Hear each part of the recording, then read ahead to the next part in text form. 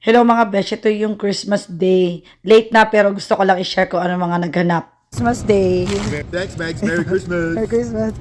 Hanap pa tayo ng mga bibiktima natin dito sa work. Hindi pwede. Ate oh, Merry Christmas. Kuha. Ano ng picture? Chu. Huwag ka magkalala, biblurred ko na lang. Chocolate. Merry Christmas. The angels sing. Okay lang? The king was born today. Max naman. Ang cute mo talaga kahit kailan. Merry Christmas, baby girl. Thank you. Hi. Hi. Trying to get the mini egg one. Christmas. Ha? Walang tao. At syempre may regalo para sa akin. Ayan, abutin natin. Wow! Exciting naman to. Nagrarap ako ng gift ko sa mga bullying gift ko sa work. Ito na lang para madali. Ayoko na ng paano eh. Binigyan ko sila ng chocolates. Ono-unom pa. Tradition ko na talaga ang mag-gift ng chocolates or nagbe-bake ako minsan kasi wala talaga akong time eh. Kasi kahapon ang daming order sa akin. Kaya ayun, hindi na ako nakapag-ganon. Ayan, magaganto na lang ako. Every year, nagbibigay ako ng socks. For the past years, siguro mga 7 years din akong nagbibigay ng Gap na socks kasi ang mura dati. Pero ngayon kasi ang mahal na.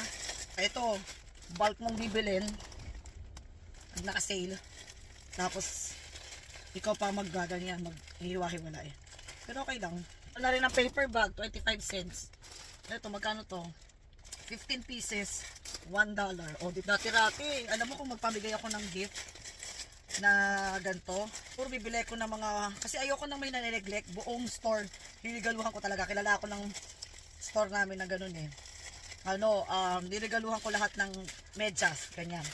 O kaya candy or whatever, pero mostly, ilang taon na sila may mga socks sa akin eh. Mga 50 hanggang 65 pieces binibili ko. At mga panahon na yon ang isa ay $2. Naka-sale kasi sa Gap. Ngayon, wala nang ganun. Isa, $3. Mahal na yun. Minsan, baka nga 4 na ngayon eh. Pero noong panahon, mahal na yun. Pero para sa akin kasi, gumagastos ako talaga libo sa gifts. Ganun ako ka-generous dati. Kaya nga, hindi ako yumaman-yaman. Pero ngayon, nagtitipid na rin ako talaga. Department ko na lang, o yung super close ko na lang, yun na lang riniligaluhan ko. Kasi nga, I'm not getting any younger.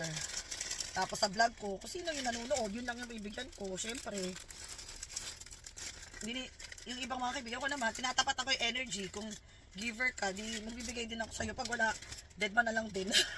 Kasi, hindi naman sa ano, para ma-sort out mo kung sino lang yung mabibigyan mo. Kasi, ang hirap mong piliin eh. Kung sino mag-gift yun ang bibigyan ko. Ganun na lang ako. Kaya puro generic na lang yung mga gifts ko. Unless super close kita. Yun. Ganun na talaga. Tsaka usually ang mga regalo ko essential na.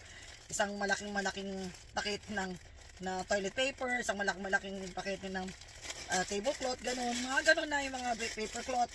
Kasi talagang kailangan ngayon practicality. So yun. Ito, medyas magagamit ko. Kaya ever since kilala ko dito na medyas talaga ang binibigay ko. Pero parang malas no. Kasi malas daw tong medyas eh. Pero hindi kasi ako naniniwala sa malas eh. Koto sa malas. Si God yun. May na ako na wrap. Pwede na akong gumalik sa work. Tcharan!